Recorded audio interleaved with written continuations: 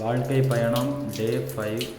இன்றைக்கி காலையில் எழும்பி வழக்கம் போல் பல்லு தேய்ச்சிட்டு ஒர்க்கு கிளம்பிட்டேன். ஒர்க் முடித்து வந்துட்டு வார்ம் அப் கொடுத்து இன்றைக்கி புஷ் ஒர்க் அவுட் தான். அதனால் கொஞ்சம் ஹேண்ட் ஸ்டாண்ட் ஹோல்டு பண்ணிகிட்டு இருந்தேன். ஹேண்ட் ஸ்டாண்டு புஷ்அப் ஒரு 3 செட்டு நெகட்டிவில் ட்ரை பண்ணேன்.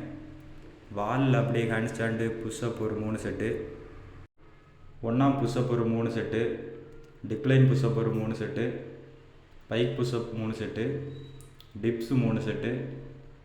அவ்வளோ ஒர்க் அவுட்டையும் போட்டு இன்றைக்கி புஷ் ஒர்க் அவுட்டை கம்ப்ளீட் பண்ணிட்டு பம்பு செக் பண்ணிட்டுருந்தேன். நல்லா இருந்துச்சு. 2-3 போஸ் கொடுத்து பார்த்தேன், நல்லா இருந்து. ஆனால் கரிஞ்சி இருந்து ஒன்றும் பிரச்சனை இல்லை. அடுத்தது நம்ம லைட்னிங் ரூமுக்கு வந்தாச்சு. சூப்பராக இருந்து பம்பு.